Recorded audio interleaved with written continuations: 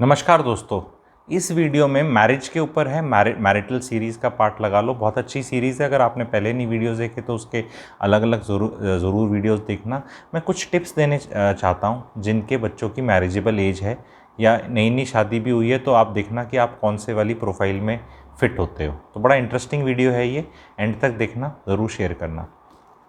एक चीज़ जो मुझको दिख रही है और उस पर मैं टिप देना चाह रहा हूँ कि लड़के वालों का अब शादी के लिए लड़के के लिए अलग घर रखना होना बहुत ज़रूरी हो गया है। मैंडेटरी रिक्वायरमेंट होगी। ये फिनोमेना पहले चाइना में प्ले आउट हुआ। चाइना में लड़का होना वॉज ए डिसएडवांटेज की सिचुएशन। जैसे देखो, रिसर्च बहुत बढ़िया काम करती है। मैं आपको बताता हूँ, फीमेल फिटिसाइड इंडिया में अगर आप रिसर्च करो, किसी ने कोरिलेट किया नहीं है शायद से इतना, मैंने किया है इस चीज़ को। मैंने कहीं इसको गूगल पे भी नहीं देखा, ना कोई किताब और पेपर देखा। 1980s में गोल्ड के रेट बहुत बड़े थे एंड फीमेल फिटिसाइड भी बढ़ा, जो गर्भ के अंदर फीमेल्स को कर देते हैं। बहुत गलत चीज़ है। नॉर्थ इंडिया में ये बहुत बढ़ा। जो शादी में गोल्ड जाता है, गोल्ड के रेट बढ़ना बोझ लगा लड़की वालों को। तो लड़की तो अभी पैदा भी नहीं हुई, उसकी शादी तो बड़े वाले की हो रही है।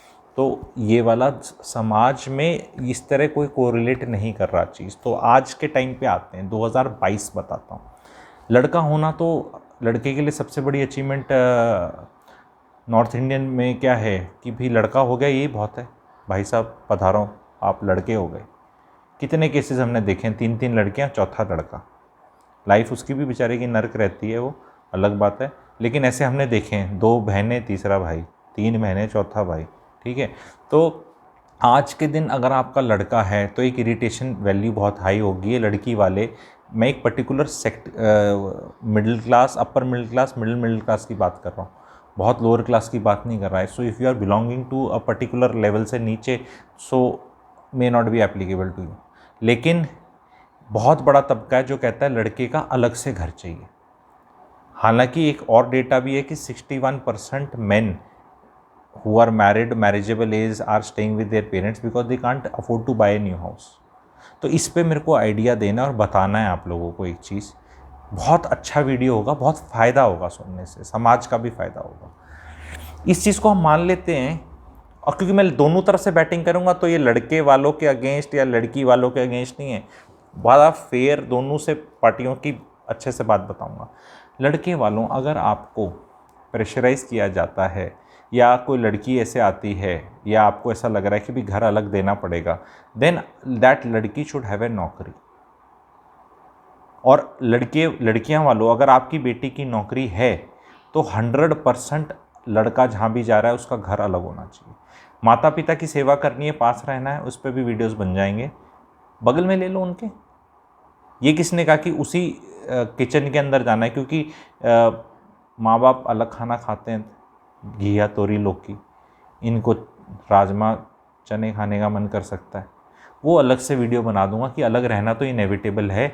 अगर कोई सोच रहा है कि नहीं रहेंगे यार, हम तो साथ रहेंगे, हमारी वाली ठीक है, वो अपने आप को बेवकूफ़ बना रहा है। अगर वो एक पर्टिकुलर लेवल से ऊपर है, बहुत ही नीचे है, तो भाई इंडिया में 12 लोग भी सोते हैं कमरे में, उनकी बात नहीं हो रही। ठीक है। पर अगर एक लेवल है, बार बार वो लेवल मैं नहीं बताना चाहता, क्लासिस्ट साउंड करता हूँ, ठीक है, हूँ नहीं मैं, लेकिन ऑडियंस की कई लोग इस तरह सोच लेते हैं, तो मैं नहीं बता रहा। तो उसमें लड़के को घर दिलाना है, लेकिन लड़की वर्किंग होनी चाहिए। शादी पे कोई खर्चा नहीं फालतू का, क्योंकि अगर लड़की वालों की डिमांड है कि घर होना चाहिए तो लड़के वालों को 1 रुपया नहीं खर्च करना चाहिए शादी पे, 1 रुपया भी। और फंक्शन कर लो, फेरे ज़रूर लेने चाहिए। कोर्ट मैरिज मुझे पसंद नहीं है, अग्नि को साक्षी मांग के लो, पर उसमें 60-70 लाख का खर्चा करने की जगह 6-7-10 लाख का कर लो। भाई जितना भी आपका खर्चा प्लान था उसका एक जीरो हटा दो बस। ठीक है, मोटी बात। ठीक है। एंड वो घर में कंट्रीब्यूशन हो जाएगा।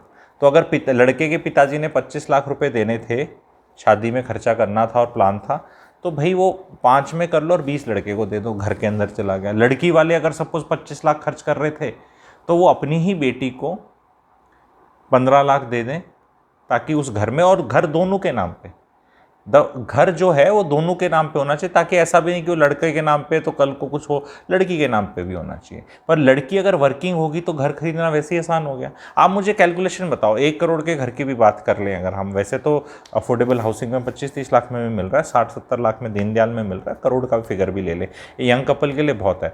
तो अगर उसमें लड़के के बाप ने 15 लाख दे दिया, लड़की के बाप ने 15 लाख दे दिया, 30 लाख ये हो गया।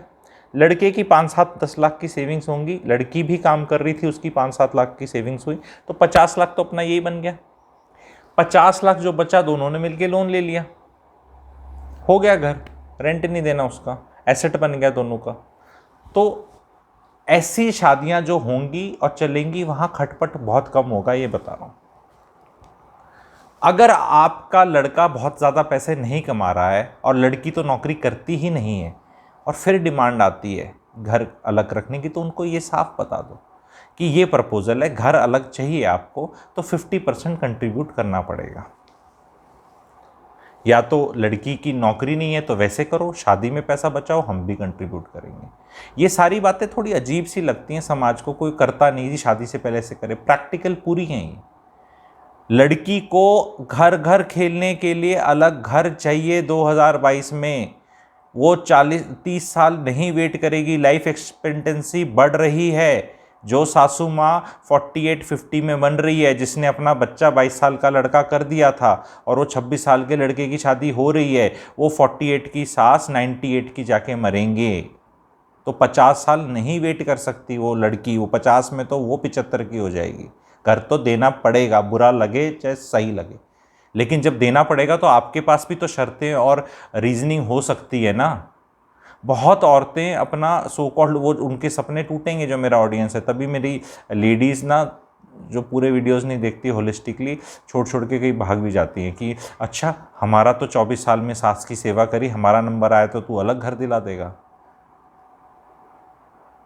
शादियां टिकानी है, आपने दादी बनना है, अपने बेटे का भविष्य ठीक रखना है आपने, तो ये अरमान निकाल दो। बहू आपसे सेवा ना करवाए, 2022 का ज्ञान दे रहा हूँ, तो आपको बहुत ग्रेट अचीवमेंट है। सेवा करे तो भूल जाओ, 2022 जून की बात बता रहा हूँ आपको। और 48, 49, 50, 52 में वैसे भी सेवा की ज़रूरत नहीं है।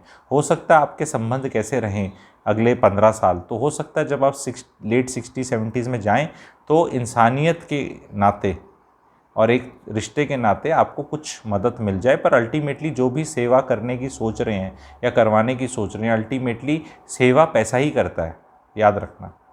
आपके बैंक में पड़ा हुआ पैसा ही सेवा करता है, आपके बैंक में नहीं है तो आपके बच्चे के बैंक में पड़ा करेगा, क्योंकि नर्स, डॉक्टर, ड्राइवर, मेड, घर, गाड़ी, टैक्सी, सब ये सेवा का माध्यम है।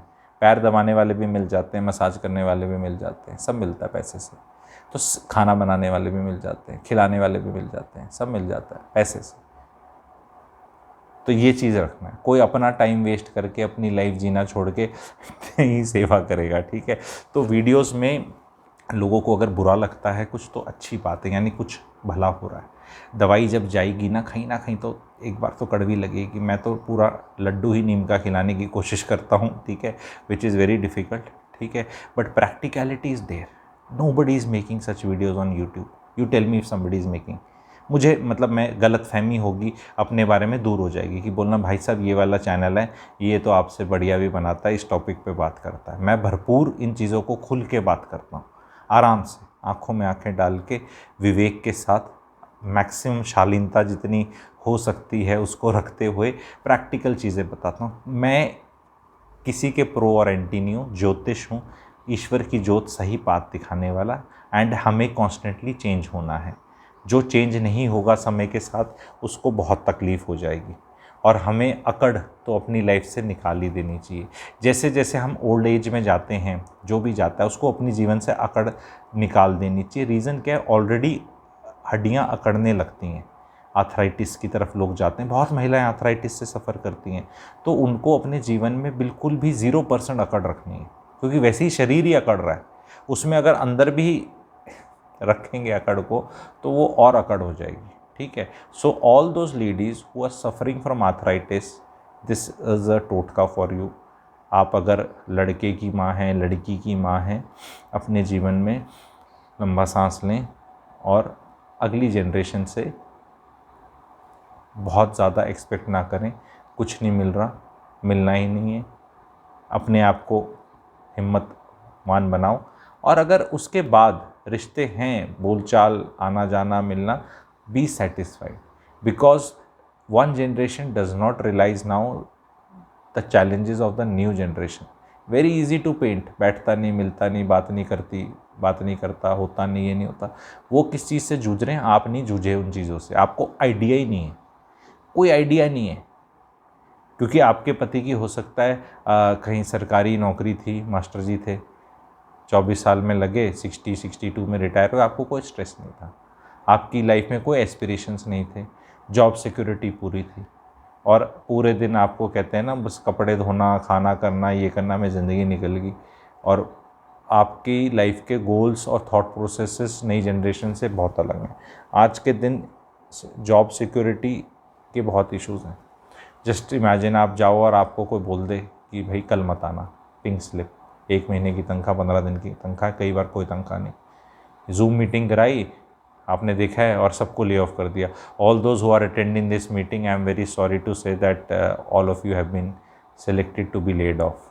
God bless and I hope you do well in life. ऐसे स्टोरी करके नौकरी से निकाल देते हैं। ये चीज़ें नहीं देखी एक जनरेशन ने।